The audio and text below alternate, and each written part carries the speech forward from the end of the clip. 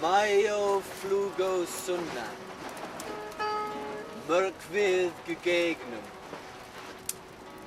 altvir ungar, Ölof Brygja. Vera Sever Strand, Heffers und Filas. Drossier Sudreiner, dort Linspunnen.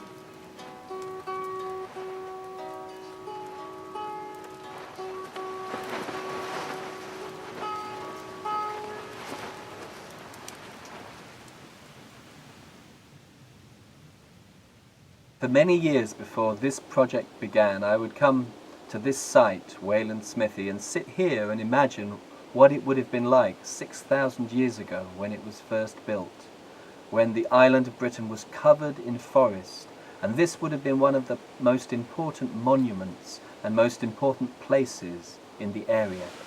Wayland's Smithy, as this is known as, is a very ancient site alongside the oldest highway in Britain, which is known as the Ridgeway. It was used as a burial site in Neolithic times. A thing that I found as a storyteller is people are always very interested in local stories, where things have come from, what have happened around the places that they live. We thought that the story of Wayland Smithy would be an interesting one to perform. One of the myths about this site is related to Wayland the Smith, who flew here from the north and set up his magical forge.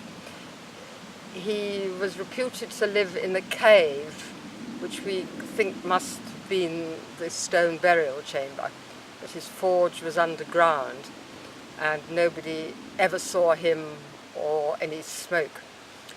But the legend goes that anybody who needed their horse shoeing or their weapons restoring could leave them at the entrance to the cave with a coin, and if they came back later they would find the horse shod or the repairs done. But if they hung about to see if they could see Wayland, nothing was ever done. So they had to go away and come back later. People still venerate the site, and the National Trust finds various gifts up here, and as you can see there's a posy of flowers tucked into one of the holes in the main sarsen stones.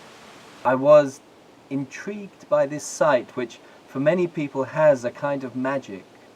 People come up here on midsummer and sit out the night, and it's a place to come and be quiet and reflect. And Druids come up here sometimes. A friend of mine, I told her I was doing a project on Wayland Smithy. She said, I met him once. There's all sorts of people interested in this site.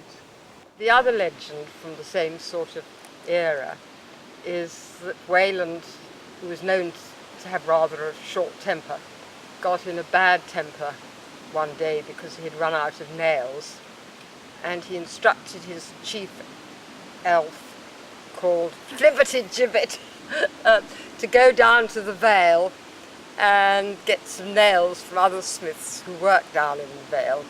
So off went Flibbertigibbet on this errand, but he got sidetracked and started bird's nesting.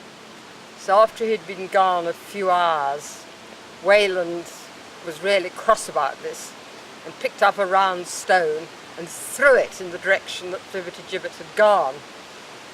And such was his power of throwing that the stone landed very close to Flibbertigibbet and rolled along the ground and caught him at the back of his foot and hurt him.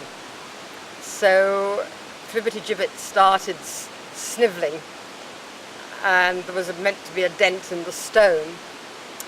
The site where the stone landed is still marked on the Ordnance Survey maps as Snivelling Corner, but the stone itself is reputed to have gone, but it was there for very many years. We don't story doesn't relate how Flibbertigibbet got back, whether he came back with the nails or not, and Wayland calmed down. But those really are the two local legends that have been handed down as to what happened up here. I teamed up with my friend Joe Butler, the blacksmith. Joe's a smith, and we thought how amazing it would be to tell this story of Wayland and mix it with the magic and power of a forge. We were very pleased as a museum to become partners with Chris Smith in this very exciting proposal. It would bring to life the tale of Wayland's to a younger audience and present it in a different format to just reading about it. Actually being told and hearing about the project and the story in a different format means it's more relevant to children. They can remember it when they see the story actually reenacted in front of their eyes. And of course having the live forge there as well made it visually very exciting. The museum holds local history relating to the area. People visit the museum because they've been previously to the Ridgeway and the White Horse and to Wayland Smithy, and so they come down to the museum to find out more about those subjects. Wayland is a story that came to Britain 1,000 years ago with the Vikings. And when they took over the country, they took over its names. The story of Wayland is the story of the man who made the greatest ever swords. And when the Vikings came to England, they gave the name Wayland to many things and places of importance, stamping their brand on their new country.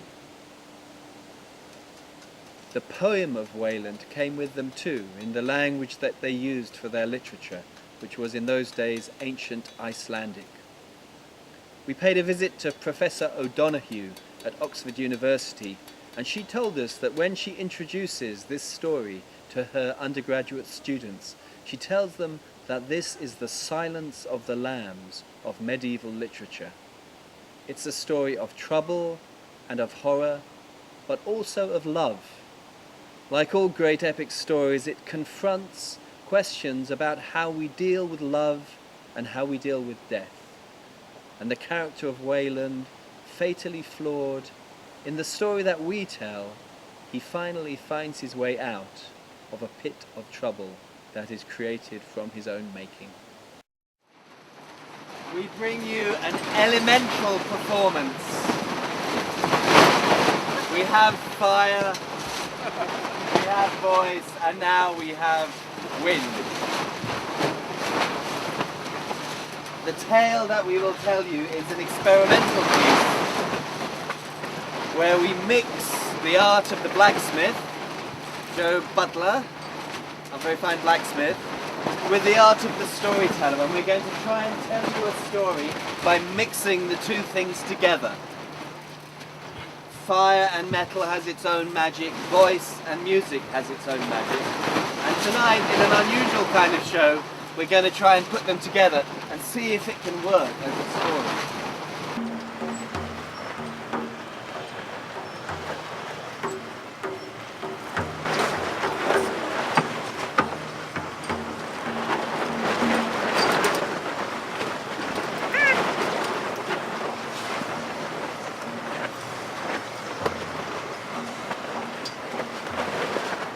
What Mum saw in the bones, it doesn't sound so bad to me, it just sounds like life.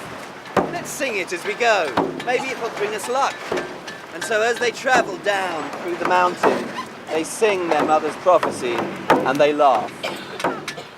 Green for the growing grass, blue for the spreading sky, red for the rose of love, and the gold in your lover's eye. There's a time to grieve, and a time to sigh, and a time for joy, watched by the raven's eye, watched by Odin's eye. This way they travel, down over ice, down over rock,